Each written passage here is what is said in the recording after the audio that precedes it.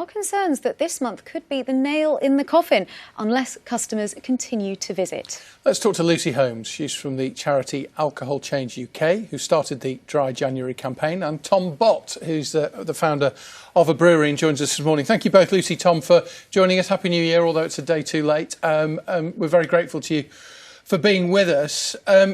Tom, I guess that the thing is, for a brewery, if you and everybody understands the point that it's been an incredibly tough year and a half, 2 years almost, for the industry. Try and find creative ways to get people in. I suppose that's the challenge. Absolutely. I think we're at the best times when pubs are able to operate normally. We're playing catch up for the last 18 months, 2 years that have been extremely difficult for the industry. So if anything other than perfection exists for the hospitality sector, we're falling further behind. So the pub sector is extremely resilient and does remarkable work to make sure that we are operating in the best possible conditions for the local community around us, and that might be safety measures, or it might be the right offering to attract the right people at the right time. How on the edge do you think pubs are? I mean, you obviously are involved in some.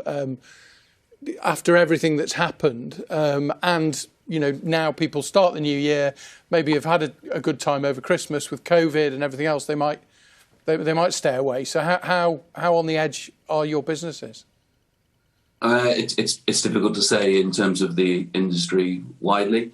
I suppose the difficulty we face going into January, which is different to usual, is we haven't had that big December, which is normal.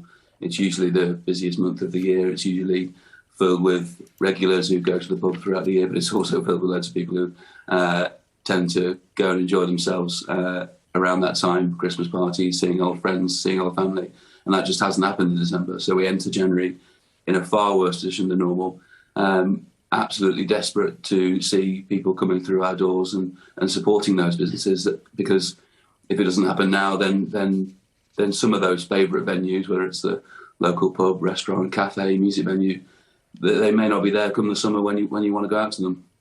And Lucy, do you have sympathy with the concerns that some of the businesses have about Dry January, given the difficult situation that hospitality has been having, some of the points that Tom mentioned there? It's been such an incredibly tough couple of years, hasn't it? So yes, my heart goes out to businesses who are struggling at the moment. But the good news is that Dry January is no reason to stay at home. In fact, and leaving aside COVID and people's decisions around that, ordinarily we'd be really encouraging people to get out and socialise while they're doing Dry January, because the real benefit of the experience is going out and living your normal life and seeing how that feels without alcohol in it. So it means going to the restaurant, going to the pub, going to see live music or comedy or cabaret with your friends without alcohol. I think that's a really positive experience for people. And so Dry January is no reason to stay home. And do you think businesses can do more to sort of be inclusive, as it were, for people who are choosing not to drink, to make it a little bit more appealing? There's loads we can all do to help people feel included when they're not drinking, whether it's going out with your mates and not making a big deal if they're not drinking, from pubs and restaurants stocking a broad range of good quality, tasty, adult, sophisticated drinks when you're not drinking. I went on a pub crawl a couple of Januaries ago with some friends, and I wasn't drinking. And some pubs I went in would say, "Oh, we've got orange juice or lime and soda," but other ones would give you an entire menu of non-alcoholic drinks, and you think, "Yeah, that's great. That's what I want." Actually, I want it year round. Dry January is just the time for people to sample those drinks and get a taste for it.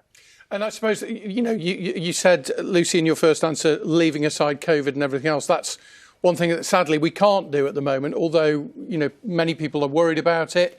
But your appeal to them from what you've just said would be actually safely. The pubs have done everything they can to make sure that they are safe, that they comply with everything, and that people can socially distance, table service if appropriate in different parts of the country.